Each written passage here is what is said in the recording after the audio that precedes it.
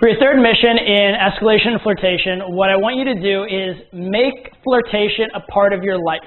Meaning, I want you flirting even when you don't have an outcome. I don't want you to only be like, oh, there's the hot girl, let me turn on flirt mode. I want you to be a flirty, fun person in life in general.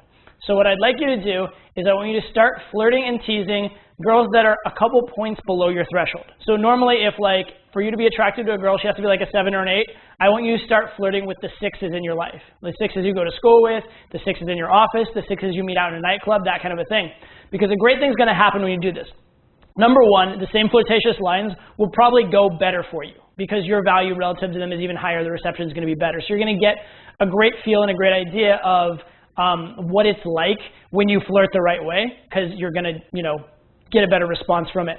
But more importantly, you're going to be actually flirting without an agenda, right? You're going to be flirting for the sake of flirting rather than flirting with an outcome. And one of the most important things about flirting is that it's lighthearted, right? It's lighthearted. It doesn't have an outcome. There's not a lot of pressure there, right? And anytime you have an outcome, that little bit of they're grasping for a response, that you care about the response, that you wait and check how she liked what you said, that's going to hurt the effectiveness of flirtation. But if you build the muscle of flirting for its own sake and build the muscle of flirting without needing an outcome, which is a lot easier when you actually legitimately aren't attracted to the girl that much, then when you are attracted to the girl, this muscle memory is going to kick in and you're going to flirt much more naturally and much, much, much better, okay? So flirt with girls that are a point or two below your normal threshold. Now, little word of caution, I don't recommend flirting with 2s and 1s, and I don't know if you can find a 0, but I don't want you to flirt with girls that are just insanely ugly or that just don't even register as female for you.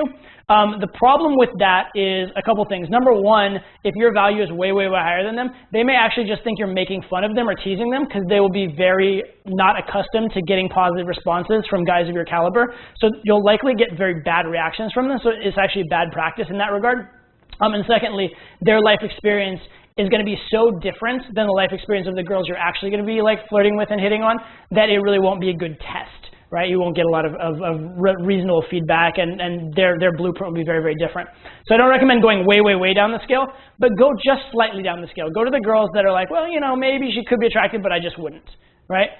Do that level. Not the one where oh God, I don't want to look at it. Don't go that far because that's a different experience. But go just a little bit below where there truly isn't an outcome, but the girl's similar enough to the girls you'd be flirting with that you'll get sort of a good indicator, right? So again, we're developing the habit and the skill of making flirting natural, and we're developing the habit and the skill of flirting without an outcome. So flirt with a girl a point or two below what you would actually go ahead and sleep.